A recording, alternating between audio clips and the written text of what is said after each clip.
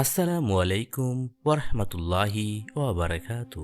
স্বাগতম the light of Islam চ্যানেলে, যেখানে হৃদয়ে জাগে, আত্মা কাঁদে আর ইমান নতুন করে আলো পায়।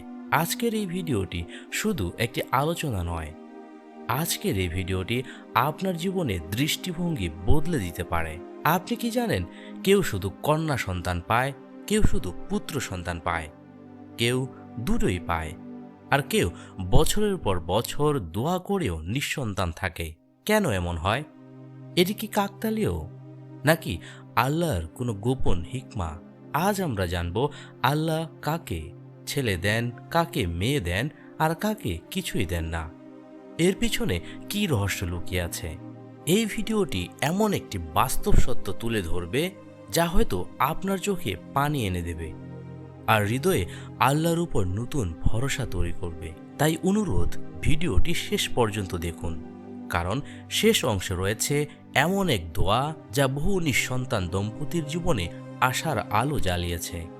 চলুন আজ আমরা আল্লাহর সেই রহস্যময় সিদ্ধান্তের আলোয় নিজেদের জীবন দেখব। সব সন্তান আল্লাহর দান। আল্লাহ পাক পবিত্র কুরআনে সূরা আস-সূরাতে বলেন, নভমণ্ডল ও ভূমণ্ডলের রাজত্ব আল্লাহ তাআলারই।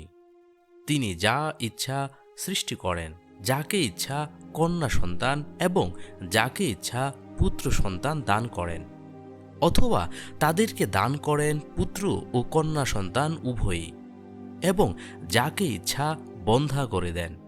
নিশ্চয়ই তিনি সর্বজ্ঞ, ক্ষমতাশীল। এই আয়াত আমাদের হৃদয়কে কাঁপিয়ে দেয়, কারণ আমরা ভাবি সন্তান আমাদের অধিকার, কিন্তু আল্লাহ বলেন এটা আমার দান। কেউ কন্যা পায়, তাকে সমাজ কষ্ট দেয়, কিন্তু আল্লাহ বলেন কন্যাও আমার বিশেষ নিয়ামত। কেউ পুত্র পায়, সে অহংকার করে, কিন্তু আল্লাহ বলেন এটাও আমার পরীক্ষা। কেউ বছর বছর দোয়া করেও সন্তান পায় না, তাকে আল্লাহ বলেন তোমার জন্য আমার আলাদা পরিকল্পনা আছে। আল্লাহ কারো উপর জুলুম করেন না, তিনি যা করেন তা হিকমার সাথেই। নবী জাকারিয়া আলাইহিস সালাম নিঃসন্তান থেকে বাবা হন। সূরা মরিয়মে আল্লাহ বলেছেন, সে বলল, হে আমার পালনকর্তা, আমার অস্থি বয়স ভারাবনত হয়েছে, বার্ধক্যে মস্তক সুশুভ্র হয়েছে। হে আমার পালনকর্তা, আপনাকে ডেকে আমি কখনো বিফল মনোরথ হইনি। আমি ভয় করি আমার পর আমার স্বগোত্রকে এবং আমার স্ত্রী বন্ধ্যা, কাজেই আপনি নিজের পক্ষ থেকে আমাকে একজন কর্তব্য পালনকারী দান করুন। সে আমার স্থলাভিষিক্ত হবে ইয়াকুব বংশের, এবং হে আমার পালনকর্তা, তাকে করুন সন্তোষজনক। হে জাকারিয়া, আমি তোমাকে এক পুত্রের সুসংবাদ দিচ্ছি, তার নাম হবে ইয়াহইয়া। ইতিপূর্বে এই নামে আমি কারো নামকরণ করিনি। সে বলল, হে আমার পালনকর্তা, কেমন করে আমার পুত্র হবে, অথচ আমার স্ত্রী যে বন্ধ্যা আর আমিও যে বার্ধক্যের শেষ প্রান্তে উপনীত। তিনি বললেন, এমনিতেই হবে, তোমার পালনকর্তা বলে দিয়েছেন, এটা আমার পক্ষে সহজ।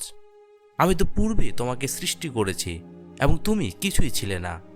সে বলল, হে আমার পালনকর্তা, আমাকে একটি নিদর্শন দিন। তিনি বললেন, তোমার নিদর্শন এই যে তুমি সুস্থ অবস্থায় 3 দিন মানুষের সাথে কথাবার্তা বলবে না। অতঃপর সে কক্ষ থেকে বের হয়ে তার সম্প্রদায়ের কাছে এলো এবং ইঙ্গিতে তাদেরকে সকাল সন্ধ্যায় আল্লাহকে স্মরণ করতে বলল। হাদিসে রয়েছে, যে ব্যক্তি 2 কন্যাকে উত্তমভাবে লালন পালন করে, তার কিয়ামতের দিন তার জন্য জান্নাতের ঢাল হবে। যে সমাজ কন্যাকে বোঝা মনে করে, নবী সাল্লাল্লাহু আলাইহি সাল্লাম বলেন, সে তোমার জান্নাতের পথ। সন্তান লাভের শক্তিশালী দোয়া।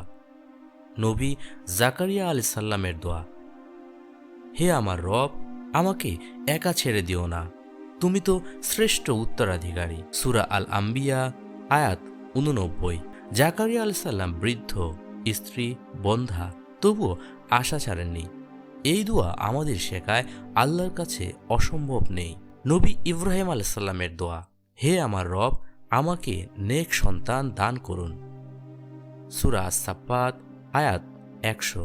শুধু সন্তান নয়, নেক সন্তান চাইতে শিখুন। পরিবারের জন্য দোয়া।